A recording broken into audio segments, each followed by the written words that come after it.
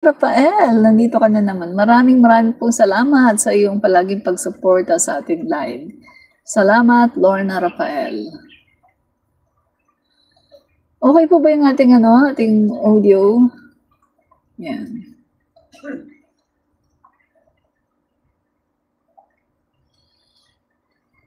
Yan. So, okay naman yung audio natin.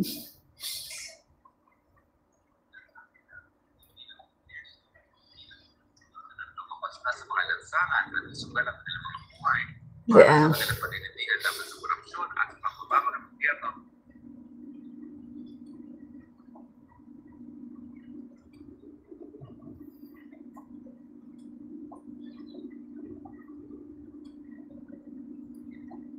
Okay po, audio. Salamat po. Yan. Okay, so yun po na ating live ngayon mga kaibigan ay pag-uusapan po natin itong panawagan ni Harry Roque at atin pong kokomentuhan, no? At saka i-debunk na rin natin yung napakarami niyang disinformation, napakarami niyang fake news na tinatawag, no? So i-debunk po natin. Yan po yung ating trabaho, mag-debunk ng mga kasinungalingan, bitter na DDS. Yan. Okay. So, yan ang mga kaibigan, no? Salamat po sa mga nandito, no? Maraming po salamat kay Norberto Malyari.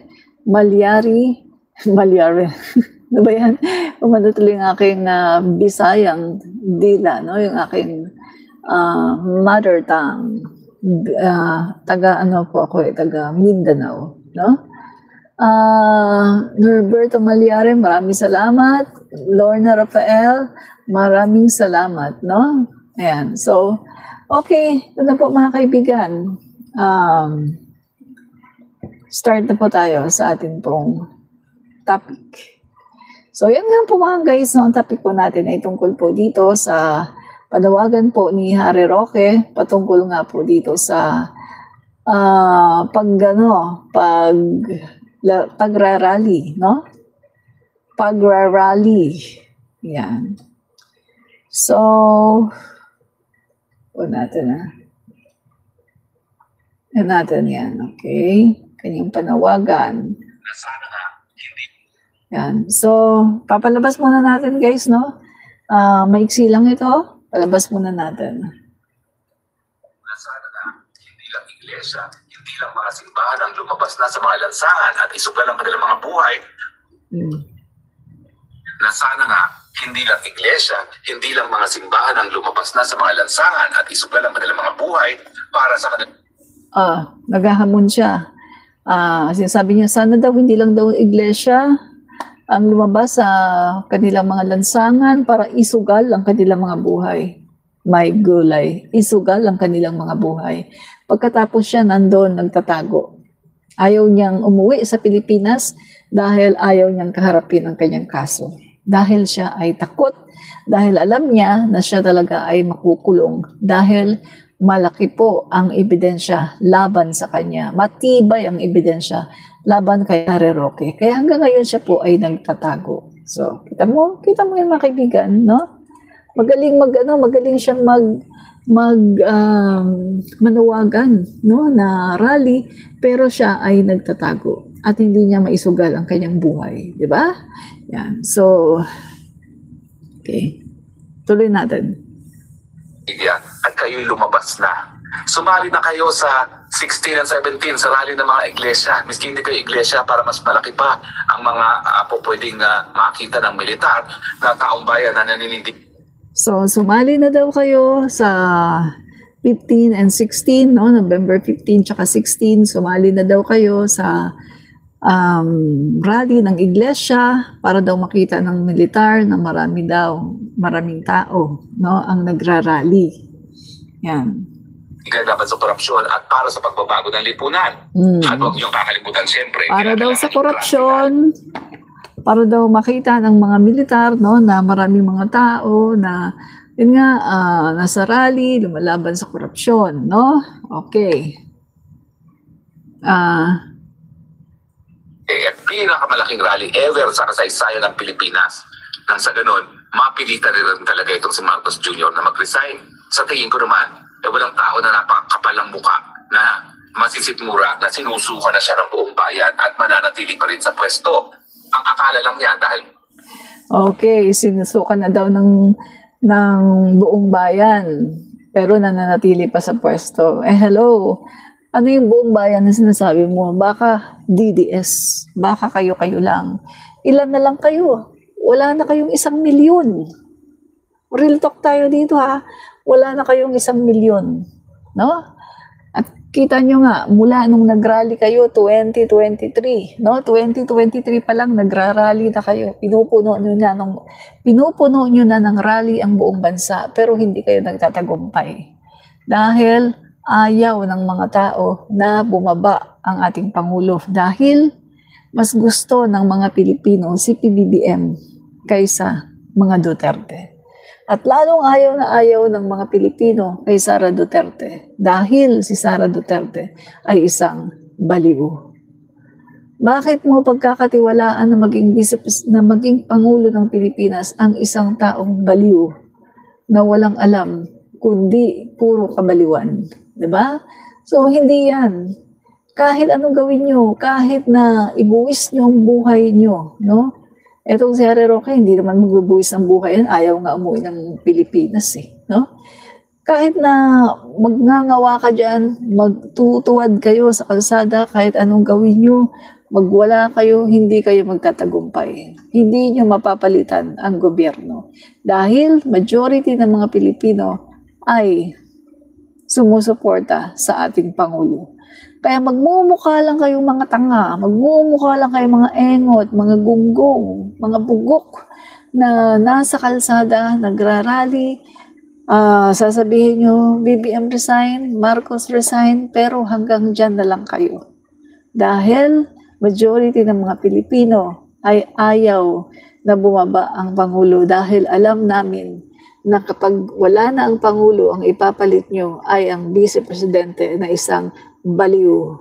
Biruin nyo ha, biruin nyo. Tingnan nyo. Dilawan, pinklawan, anti-Marcos yan, di ba? Pero, ang sabi nila, mas gugustuhin na lang nila na si PBBM ang maging presidente hanggang 2028. Kaya nilang sikmurain si PBBM until 2028 dahil kesa isang vice-presidente na baliw, kaysa isang vice-presidente na talamak ang korupsyon, na ayaw sa accountability, kaysa isang vice-presidente na nag-hire ng assassin, na may kinakausap na assassin para magpatsugi. So anong sabi ng Dilawan, Pinklawan? Ay pagtsatsagaan na namin si Marcos. Mas gusto na namin si Marcos. Anong sabi ni Leni Robredo? Aba, in fairness, sa present administration, maganda yung ginagawa ngayon, lalo na patungkol sa West Philippine Sea, kaysa sa past administration na sayang ang 6 na taon natin. Ang sabi ni Leni Robredo. Tingnan nyo ha. Yan talaga, mga anti-Marcos yan. Pinklawan, Dilawan. Pero mas gusto nila dito sa Marcos.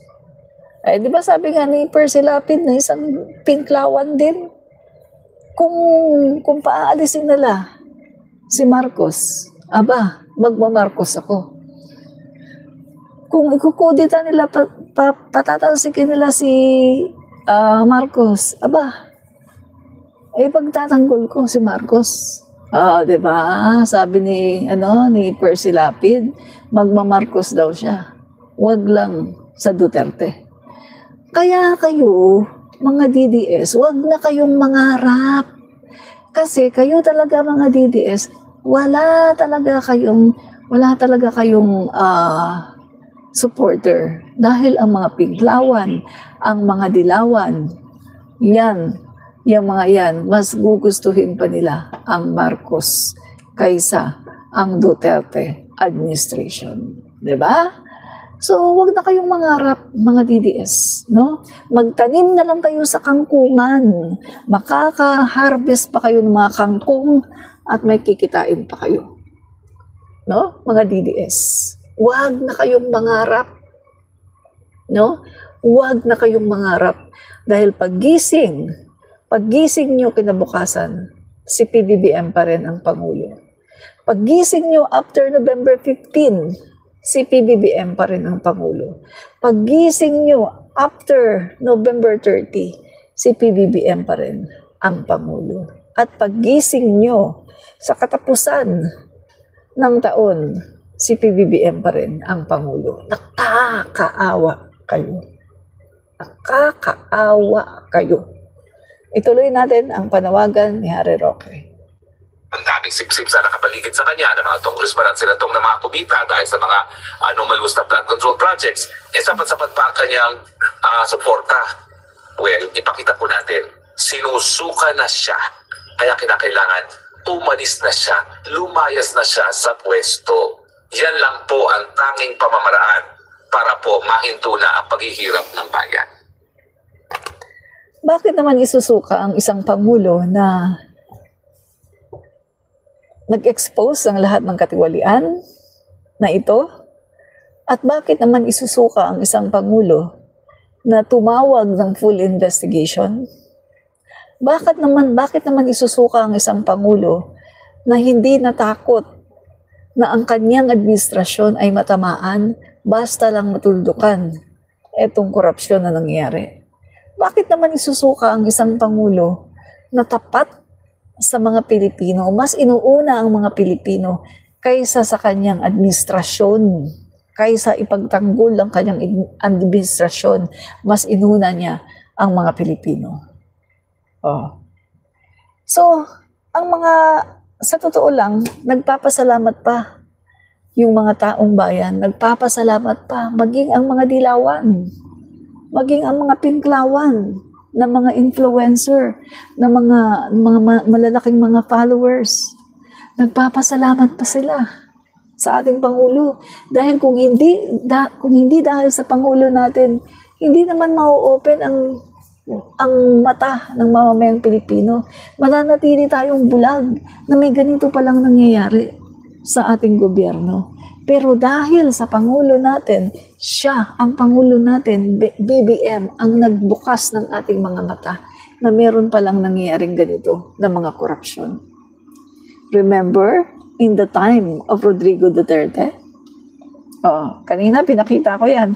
Kaninang umaga yan ang topic ko, di ba? In the time of Rodrigo Duterte, itinago nila. Alam na nila kung sino-sino yung mga congressman na involved. Itinago nila.